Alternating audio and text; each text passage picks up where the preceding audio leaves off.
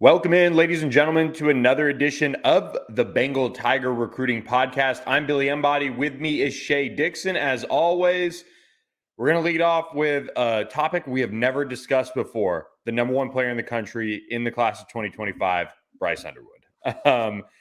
Over the weekend, though, it was Michigan that landed a commitment from a newly offered quarterback, Carter Smith, who LSU hosted this summer for camp. The four-star 2025 prospect from Florida committed to the Wolverines. And Shea, as we will flash Carter Smith's profile on the screen there for folks for just a brief second, this is obviously noteworthy because Michigan is in the running for Bryce Underwood. Yeah, I mean, Bryce Underwood's a kid who lives in Michigan about an hour from campus. I think what you're looking at right now is a situation at quarterback for next year where this has been considered really an LSU-Michigan race. I know that Underwood put out a top 7, but Michigan taking a quarterback, less than 2 months before Underwood announces, is you almost wonder, is it like a waving of the white flag in a way? Because Carter Smith is a very talented quarterback. Michigan brought him up there on a visit. They offered him, and now they've got him committed in very short order. They did it in the span of just a couple of weeks, how all this unfolded. So to me, it seems they saw Underwood had not visited for a game yet at Michigan this year. He had been to LSU for a game. He had taken visits elsewhere, but not Michigan to a game. And the last time he was there was briefly on the Sunday after the Bayou Splash, which was at LSU, where he spent, I think, 3 nights it was before going back home to Michigan and then the dead period hitting. So if you're a Michigan fan, I think you would say, hey, look, our staff's obviously going to recruit Bryce Underwood to the end. But the reality is they feel like Carter Smith's a really good quarterback. Look, Joe Sloan had him at LSU this summer working out at camp, but continue to go after Underwood and McIntyre. And I think that Michigan basically said, hey, look, if Carter Smith is ready to commit, we'll take him. Let's get it done. And then we've got a quarterback we really like. Where does it leave LSU with Underwood? Billy, he has a top 7. Now, 5 of the top 7 teams on his list have taken a quarterback for next year already. Now, everybody would take Bryce Underwood, but 5 of the 7 have a commitment. The only 2 that don't are Bama and LSU. And Bama is kind of trending for George McIntyre, and that's the other name on LSU's list. So just reading how it unfolds, how I just described it, laid it out, signs point to LSU right now. Yeah, I think this is one of those recruitments that if it weren't to go LSU's way, you're sitting back and trying to figure out what the heck happened. He's made a couple other visits, Colorado, Penn State this fall, but I mean, this is one where LSU has had a lot of momentum over the summer, kind of dating back to his first visit in the spring where the ball kind of got rolling. And then you saw him come back for Bayou Splash, and then you saw him make it in for a game, which was important. And again, we've kind of said it. We've probably said it for what? 3 or 4 months now, that if he were to make a decision on the day that we're talking about him, it would be LSU. And there's no reason for us to feel any different right now about that stance. So I think Michigan just, quickly made a move on Carter Smith. This was something that developed over the last month too, which is a little noteworthy. Like you said, doesn't take them maybe out of the running for Bryce Underwood. It doesn't. They wouldn't turn away Bryce Underwood, and same goes for any of these teams in his top group. But again, it is just noteworthy just because he has been, he's been their top overall target for so long. And so for them to make a move like this kind of relatively quickly, that says a lot. But, I think just credit to Joe Sloan and this entire staff for the job they've done recruiting him and continuing to work their plan and put it all in place, because if it does in fact pay off on January 6th, this is a program changing type of commitment. Yeah, we'll see if any other schools pop up between now and the dead period, really, because that starts in mid-December and runs through his commitment date, meaning he wouldn't be able to visit any coaches face-to-face during that stretch. And remember, he's only a junior, so he can't do official visits. He's not doing in-home visits. It would just be a matter of him going to someone's campus. Outside of that, right now, Billy, I think that we all agree that LSU is the team to beat. Yeah, agreed. And at some point, I mean, if we get to early December, I mean, I think the On3 RPM picks have got to just fly. If there's no visits happening for him in December, I mean, this is Yeah, about it's as and straightforward as it gets. we just talked basically 5 minutes about a kid where we're trying to cautiously move forward with this because we're doing it without mentioning this is the number one player in the country. Like, people think he's the best quarterback since Trevor Lawrence, probably. This is a program changer for you. Like, if LSU gets a Bryce Underwood, it's one of the biggest commitments they've ever gotten in the history of the program relative to going to Michigan to get a 5-star number one overall player at quarterback. So we're trying not to get too overhyped here and just let's wait and see what happens. Let's see if he pops up anywhere, or has LSU played all their cards right and it's lining up for them.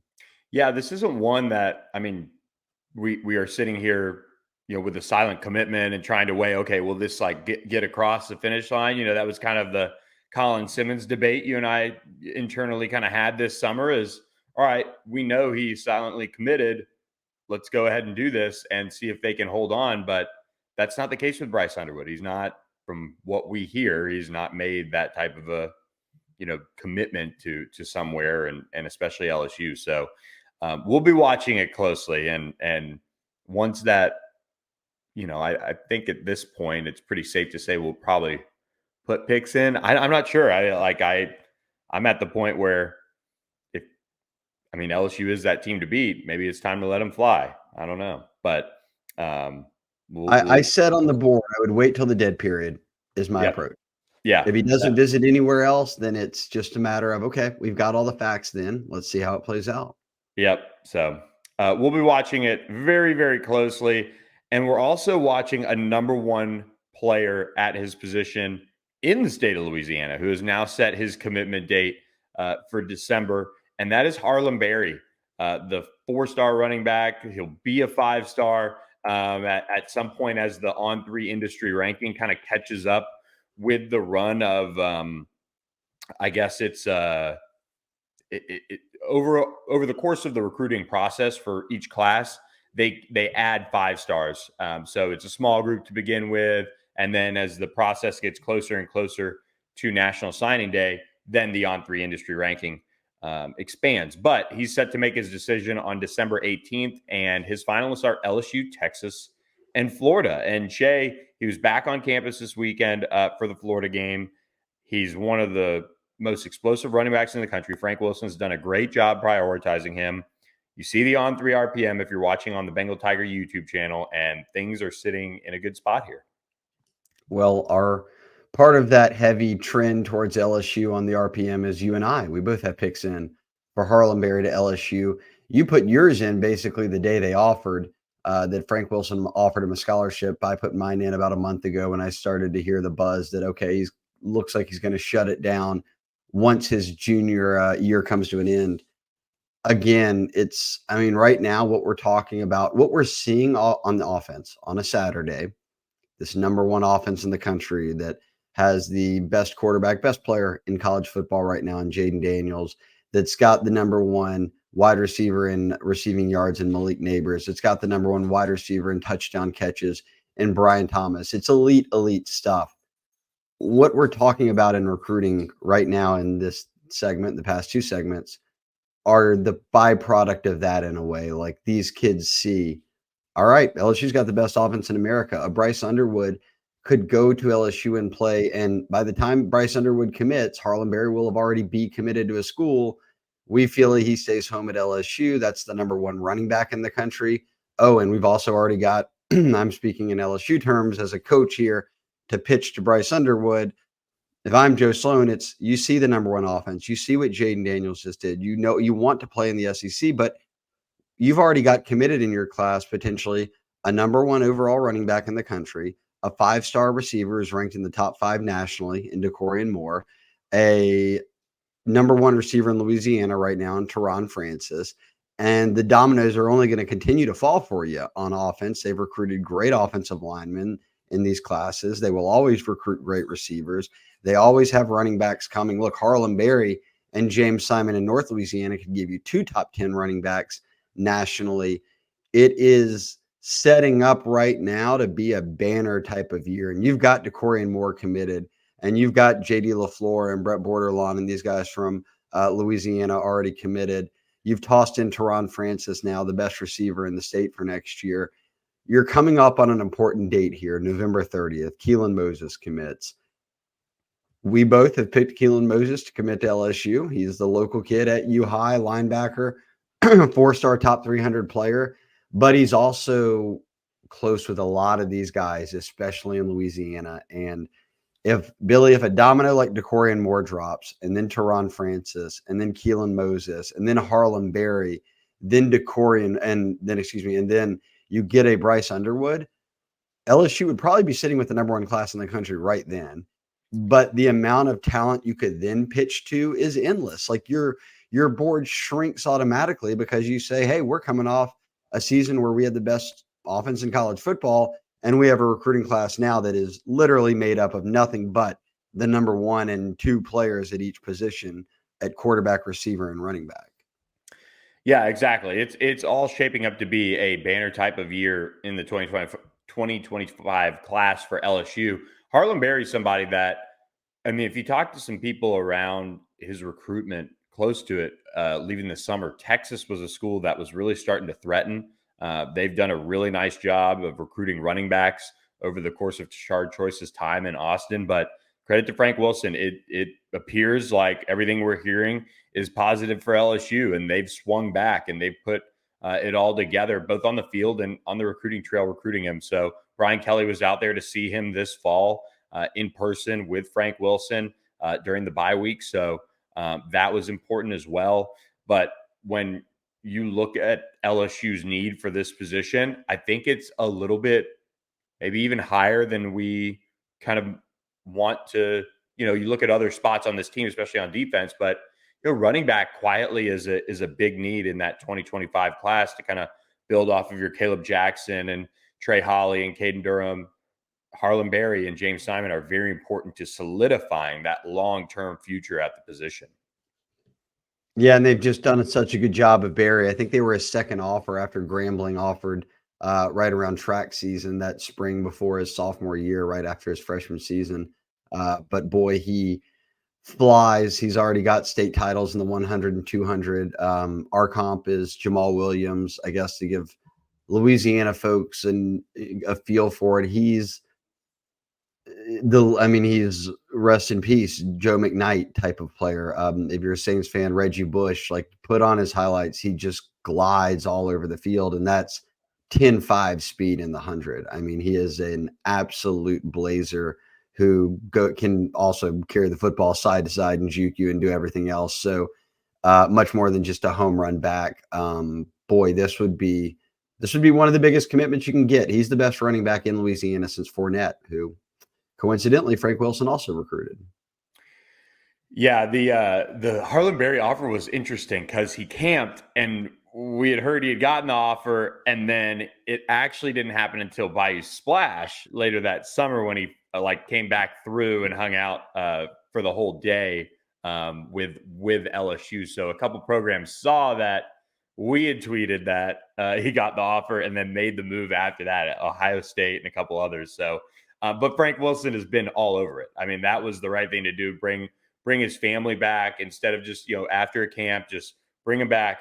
They did the full unofficial visit, red carpet treatment. But Harlem Berry has been priority 1A with James Simon in this 2025 class. I think it's the only offer that they have out at the running back position in 2025. I'm pretty sure those two. So I could be wrong on that. I'm going to look to check my work. I think there's an early Deshaun Ford offer out from the last staff too as well. So yep, you are correct. 3. So there it is. Yeah. So those three, the 3 of the in-state running backs have offers, right, and 2 are really the ones that are being recruited. So We'll see. Everything looking good on that front, Shea. And speaking of looking good, you want to make sure your financial future looks the part as well, which is why you've got to check out our friend Zach Payne and his team at Green State Wealth Management for all your financial planning needs, whether it's 401k, retirement, IRAs, saving for a big purchase, whatever. Zach and his team at Green State Wealth Management can help you out. They are all over it when it comes to reaching out to you to make sure you're okay with what they're planning. Actually, when I was on the site getting it ready here, if you're watching on YouTube, one of his team members reached out, kind of like the live chat feature on our friends at Road Shop. They want to help you. And the best part about Zach Payne is he's trying to reinvest what he does and helps you guys out with into LSU football. So how he can take whatever he makes off of his services and pour it back into the program, that's the good thing. And that's why we wanted to partner with him, as he's the type of friend to the Bengal Tiger and LSU football that we were looking to partner with. Yep. Shout out to Zach, both on the board, and keep up with him daily. So give him a shout. He really is the best. And he's done it for a long time now. And he's been around LSU and Louisiana, even though he's up in Iowa all of his life until he made the move. So Louisiana guy through and through. Just give him a call, talk things out. Like I always say, no matter your age, if you're a younger listener, older, no matter the financial situation, it's free to just give him a shout and kind of go over things and let him see what he can help you with. Yep. So reach out to Zach at 319-358-5632 or email him at Zach, Z-A-C-H, Payne, P-A-Y-N-E, at greenstatewm.org. Shea, we led off with what looked like all good news when it comes to Bryce Underwood and Harlem Berry, but LSU did lose a commitment. One we teased earlier this month on this podcast, kind of looking at things and where they stood with Cai Bates. It looked like the writing was on the wall, and the Orlando area prospect did decommit from the Tigers this week. This one actually went from going kind of Tennessee's direction. Looks like it's going Florida State's. He is one of the top cornerbacks in the country, but LSU added Bernard Causey and PJ Woodland this fall after also losing Andre Evans. But Cai Bates was kind of one of those where we didn't get to feel like Andre Evans, where they were on the phone working it and, trying to really get him back. It's, people on the board will say, oh, they need all the corners, which I agree they do. Yeah, sure. The reality is they feel good about who they've added, and this spot is now available for potentially somebody else. Potentially someone else, or potentially somebody out of the portal. And I know that they kind of struck out on the portal this past year, now that all four of your transfer corners are unavailable. Now, Zy Alexander doesn't count he played for you forever, was your best starter at corner. He gets hurt. And really, J.K. Johnson the same. He got hurt. But half of them, Denver and Deuce, are not even playing and aren't kind of even with the team. If you're making the eval right and you're only going after one guy, do you say, okay, look, Andre Evans stings losing, but we feel good that, hey, look, we can go out and recruit two more guys in Woodland and Causey, and then we can add a portal guy, and that makes up for a loss of a guy like Bates, who, as you said, we knew this was coming for a month and a half. I mean, we've been saying, guys, don't expect him to end up at LSU. I thought just during that time he would find a place to flip to. Instead, he's taken a bunch of visits. Now he's decommitted, and we'll see ultimately where it unfolds. Florida State took another corner while he was on campus this past weekend. So I don't really know. I don't follow the FSU side. I couldn't tell you what's going on there, but we'll see if Tennessee tries to make another move on him.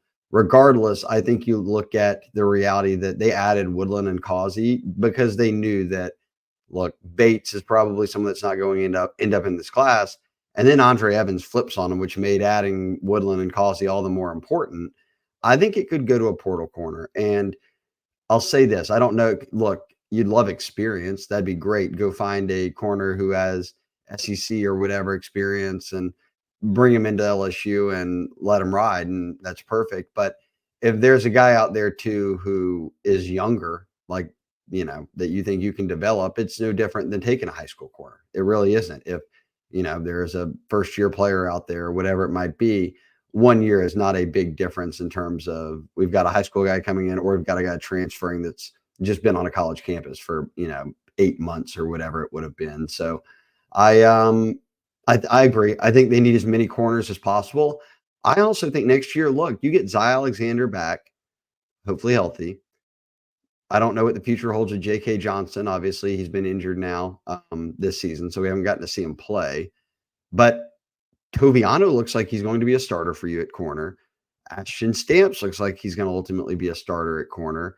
You can bring on a LaTerrence Welsh or see what happens there, but bring in some of these guys and let's see what Juwan Johnson does. Let's see what Bernard Causey or Woodland or some of these guys can do, because yes, you'd like to get a transfer who has that experience that you can plug and play, but there also comes a time for development. And throwing Toviano right now out there against Bama in Florida, like, he may take a lump or two, but he's got some real reps under his belt, and you'll feel a lot better about it going into next year. Same for Stamps, who's played a lot, including in both those games. So I'm kind of eager to see them start to play some young guys. Yeah, I think at this point, I mean, you're going to have to, and that is all in the goal of getting them ready and making their last push, kind of for this season, to leave a good taste in the coaches' mouths, whether there's changes or not. Brian Kelly's still going to be the head coach at LSU. We do know that they aren't going to try to top A&M on a buyout, and Brian Kelly has things going in the right direction, but these players are trying to now kind of play their tails off to set themselves up for next year, because LSU can't win the West. They're going to have a bowl game, but this regular season is really important. I would argue, I mean, they're going to play Georgia State this weekend. They'll have guys on campus visiting in the recruiting world, but they've got to get a win against Texas A&M. They absolutely have to. And, that's the last game of the season. We saw how it went last year in College Station, not good. And that was with an SEC West title and potential playoff aspirations, on the table. Yeah, I mean, New Year's Six Bowl was on the table at that point. Yeah, and so this year you're playing for pride, and both programs are. There's a lot of coaches that are going to be coaching for their next job at Texas A&M. So this is going to be an important finish for LSU, and a lot of these young corners are going to be able to contribute to that in potentially a positive way. So that cornerback spot, I agree with you. I would love to see it used on a portal guy. I think one thing too, and LSU took a risk with like a Denver Harris, but yes, whenever you're taking a guy who's been on a college campus, even for just a year, you get so much more data on him than a normal high school prospect would. You can usually, if a guy's moving on, you usually get an assist from maybe somebody knows on that staff that, the player's leaving from. What did you think? Is there any reports out there?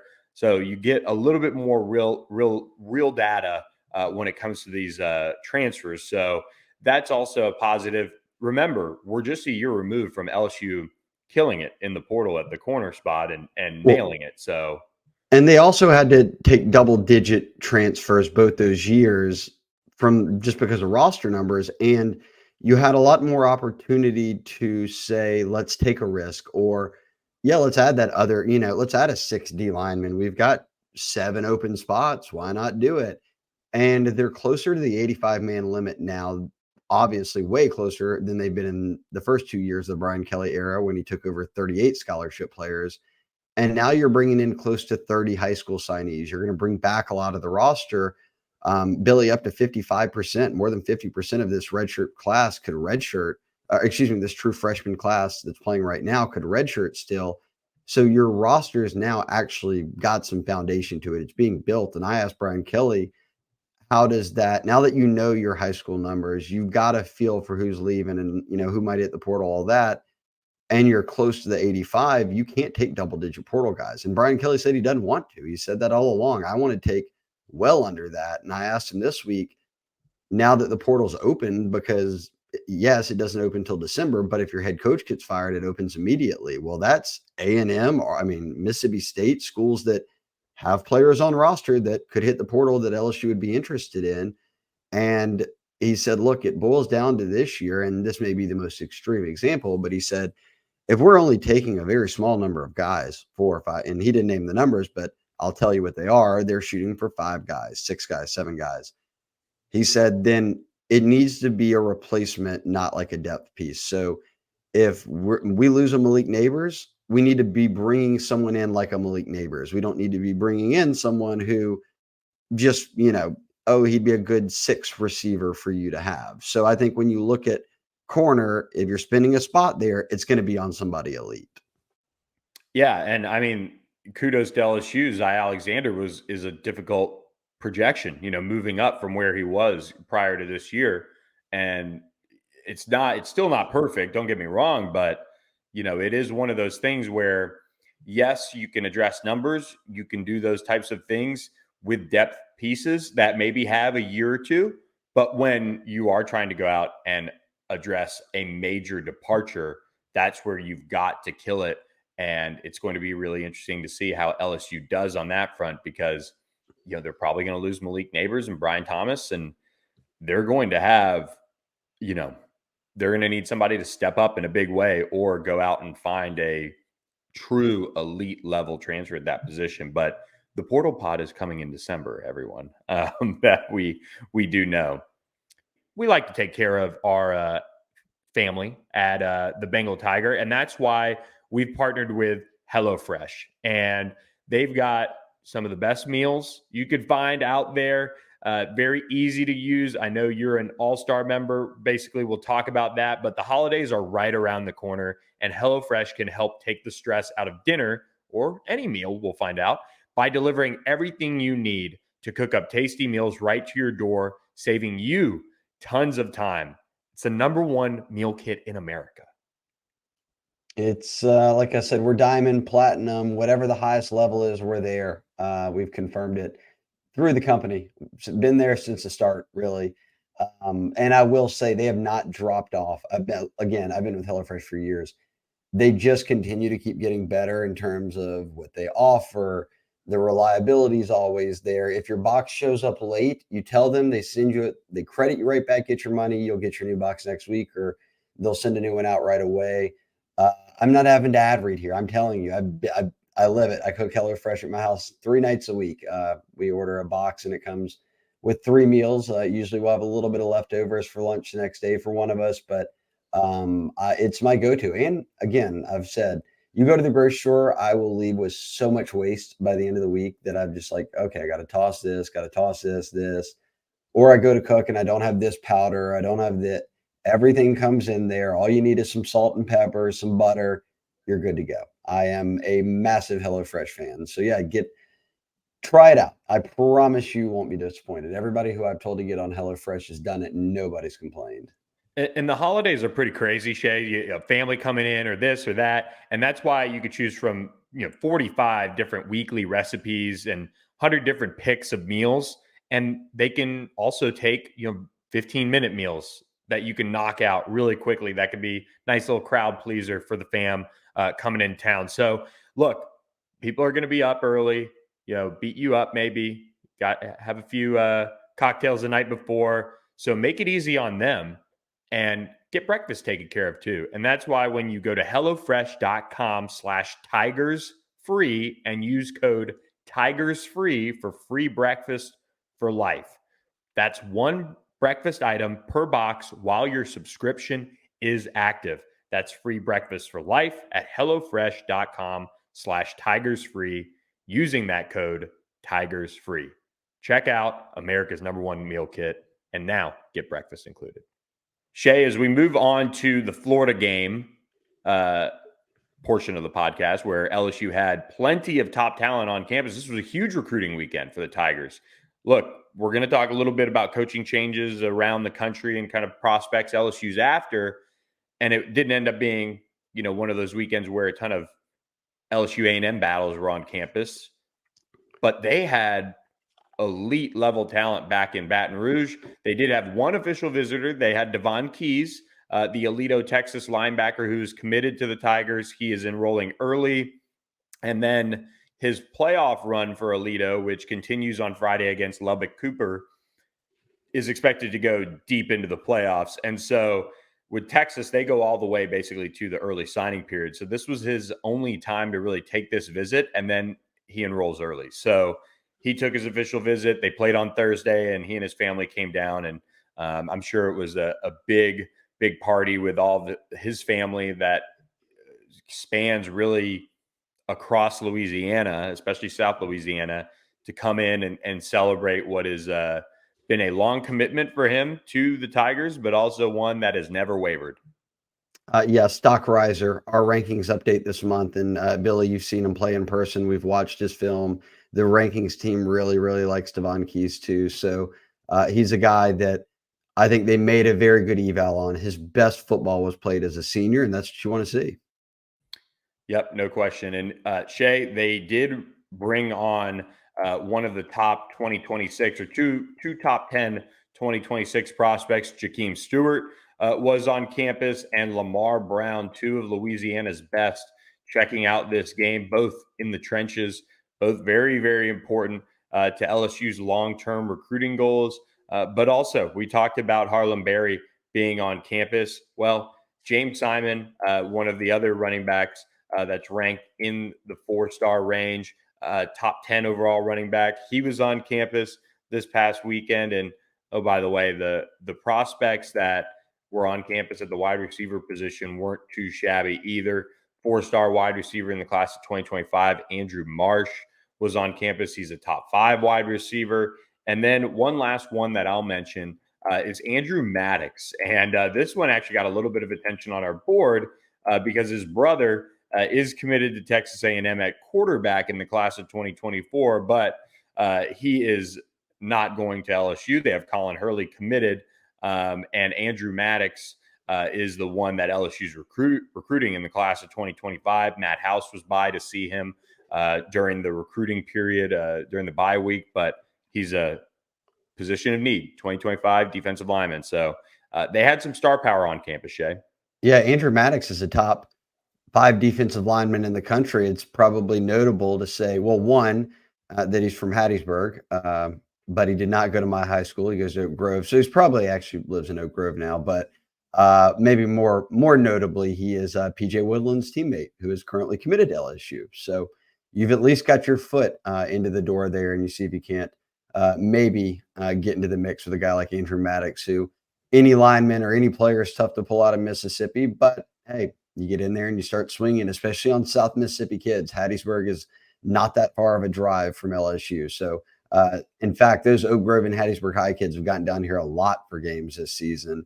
They have some Hattiesburg connections on staff as well, guys who are from Hattiesburg. So, a nice little, not pipeline, but they've done well getting South Mississippi kids in for games this season. I'll also say, I was on the sidelines. It was the most packed for the Florida game that I'd seen any game this year, and really in recent years. I don't know why. It was just slammed. So I didn't see every recruit, but Blaine Bradford was probably there. He's a top 10 player in the country for 2026 as well. So don't forget that. Never bad that Louisiana has 3 of the top 10 players in the 2026 class. We talked about 2025 being a banner year. These next 2 cycles are going to be massive for LSU. Yeah, they've got to knock it out of the park, and they're off to a really, really good start for that cycle. So subscribe to the Bengal Tiger, just $1 for your first month. Get full reactions from those prospects on campus. We're covering it wall to wall as that attention really starts to turn to 2025, and whether LSU can flip some of these prospects from other schools that are going through coaching changes across the country. But first, we've got to talk to you guys about our friends at Rogue Shop. RogueShop.com. Use the promo code Bengal Tiger to get 10% off your entire order from the shop. I mentioned earlier in the podcast, Richard and Shar doing their live chat whenever you log on their website. They can help you through your process of buying CBD, THC, and more. They can help you through the process and what's best for you, whether you have sleep issues, anxiety, pain, all of those things. they can help you with and pick out the best thing for you? I ran into 2 people separately, at the Florida game, who said they were members of the site and then also said, that they had ordered stuff from Rogue Shop. So Rogue Shop's a hit right now. It is gosh, we've been rocking with them from the start, Billy, but yes, promo code Bengal Tiger, and they've got so much on the website. They keep adding more, but both people said they were members of the site. Both of them said, and I also listened to the pod, and I've ordered stuff from Rogue Shop. So give it a look. Rogueshop.com. Easy to find. Finishing up here, kind of a hodgepodge of discussion on the A&M opening, Mississippi State, maybe Arkansas. UCLA head coach Chip Kelly is expected to get let go per reports. The coaching carousel is starting to get a little crazy here, Shea, and it's starting 2 weeks before the transfer portal window opening. No surprise there. It's also gearing up for that early signing period push. LSU is going to host prospects this weekend for the Georgia State game. They're going to host prospects for the A&M game. That A&M game weekend could be one where we see a lot of LSU A&M head-to-head battles show up on campus. Yes, I think so. I think that I'd start with what's going on with Draylon Miller. If I'm talking A&M, I know he's not committed there anymore. He decommitted, but they have a receiver spot that they would like to fill. He has been the guy they're pushing for. Do they get him on board? Does he show up for that game? We'll see.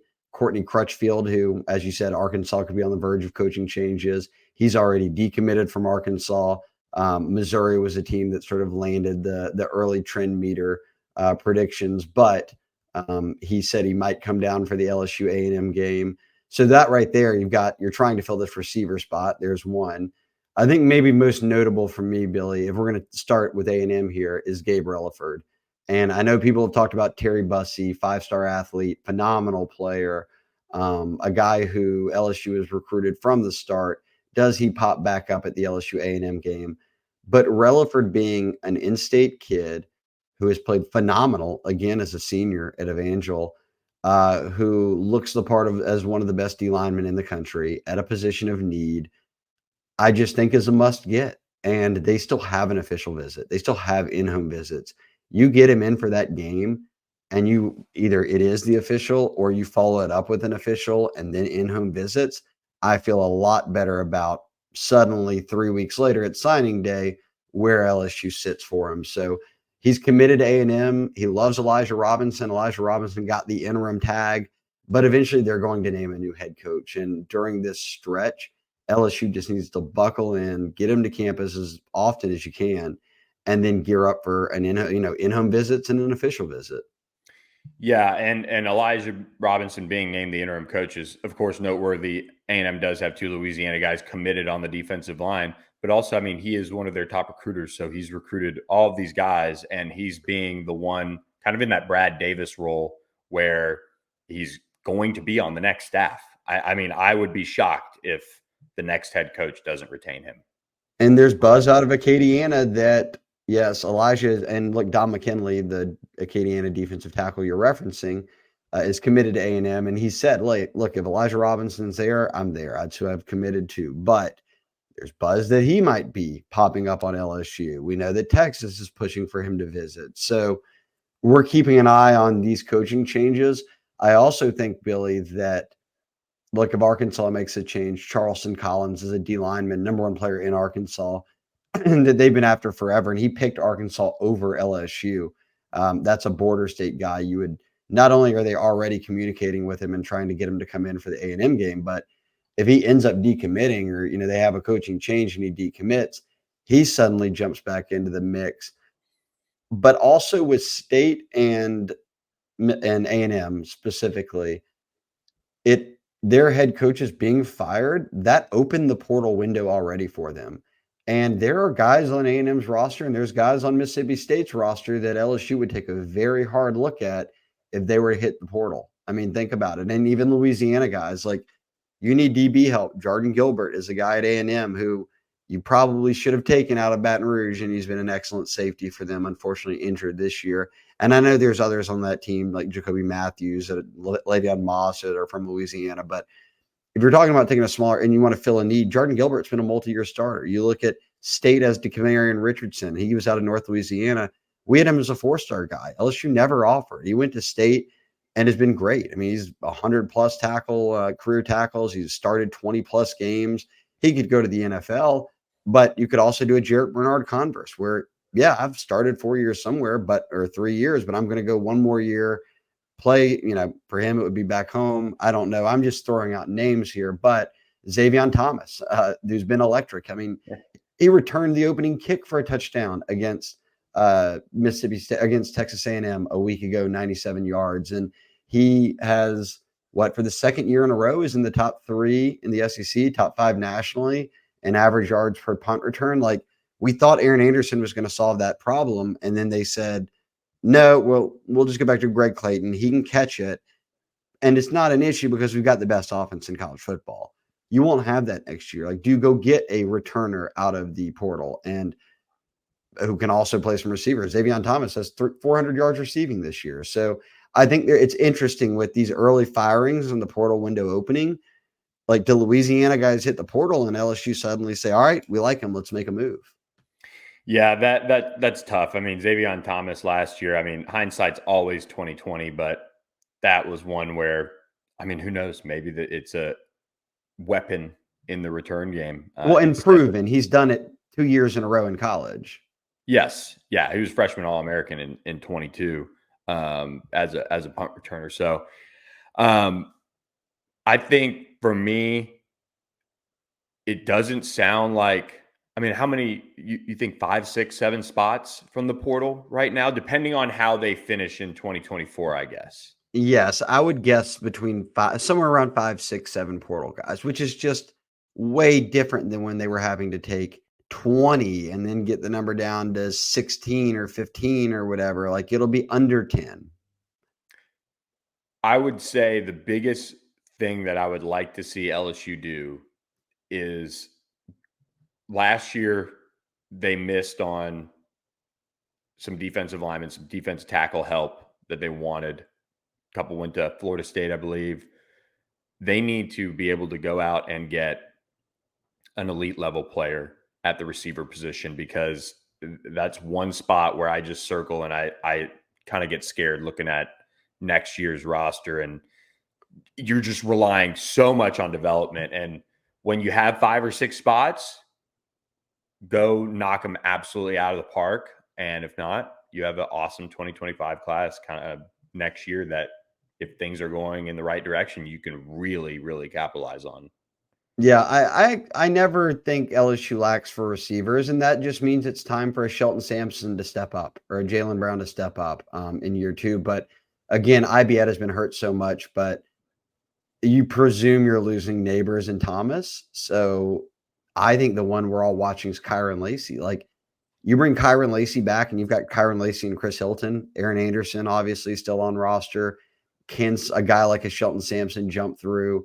Can a guy like Jaylen Brown jump through? But yes, you're right. If they see that, hey, maybe we could take one guy that, would make a difference there, then you spend it. Look, LSU's 7-3. And I'll just use Louisiana guys. If Keon Coleman wasn't on Florida State, that game was a lot closer. I know that. I mean, he put up 100-something yards and 3 touchdowns or whatever. I don't know if LSU wins or not, a lot closer. If Trey Harris out of Como wasn't on Ole Miss's team as a transfer coming out of La Tech last year, LSU wins that game. He beat LSU. He had his best game of the year, multiple touchdowns, and he was the one who scored at the end and made them miss and lose the game in the final minute. So, yes, you can see how the value, Billy, of a player like that. Like, everyone thinks quarterback, but you add a receiver to a roster, and that one guy from Louisiana is the reason LSU ended up losing that game. Yeah, exactly. You're going to have a first They lost year, the game because their defense stinks, but yes. Yeah. But your quarterback's going to be a first year starter in Garrett Nussmeier. You need to surround him with as much help as you possibly can. Like, you feel good about running back next year, guys stepping up, things like that. I don't think that's a position you need to address, but you got to address receiver. Like if you can find a Keon Coleman to bring in, that is just game changing for next year. Cause I just don't, maybe in like, who knows if Shelton Sampson, Jalen Brown, all those guys, but that next year is going to be their first time playing a lot. So it's Yeah. just, it's worth. And look, don't be surprised if with these minimal numbers, if they're going out to find 5, 6, 7 guys, if quarterback isn't one of them. And I don't think it speaks about Garrett Nussmeier at all, really. I mean, I think that they'd have faith in the offense that Nussmeier can run. It'll be different than Daniels. You're not getting that production with the legs, but you're also bringing in some pretty talented running backs here, both on roster next year in Durham, and then obviously following it up with maybe guys like Barry and Simon. But you, regardless of Nussmeier or not, like Nussmeier's never started a game. You have full faith he's going to be, okay, like I'm good with him as a starter, obviously, but do you want to be an injury away from your backups being Ricky Collins and Colin Hurley? I mean, Ricky Collins has played in one college game ever, and that was some handoffs against Grambling. I think he threw 2 passes. So that's always a scary thing for college coaches to enter a season where you have a quarterback and then behind him you have somebody who's got no experience at all. Yep, exactly. I completely agree with you. So we've see. got a lot of fun coming with the Portal Pod. Thank God it doesn't start till whenever, December 10th or whatever. I know. December 4th, the portal opens, and then we make our little sprint from that period to the early signing day and then into January. So it's going to be fun. All the more reason to jump on the Bengal Tiger. For just $1, subscribe to the site, get all the coverage Maddie B is doing with basketball, both men's and women's, but especially right now, women's, and all of our recruiting and team updates as the season winds down and recruiting heats up. Yeah, look, $1 right now would get you all the way through to signing day and the opening of the portal and the end of the season, bowl selections, all that. So yes, multiple announcements coming up. Now is the time to $1 would get you through. Actually, that's more of a steal than it normally would be. I would say that now is the best time to spend that $1 because you get it right up to signing day, which is perfect. Yep. So check us out, thebengaltiger.com, part of the On3 network. For Shea Dixon, I'm Billy Embody. Thanks for listening to this edition of the Bengal Tiger Recruiting Podcast. We'll catch you next week.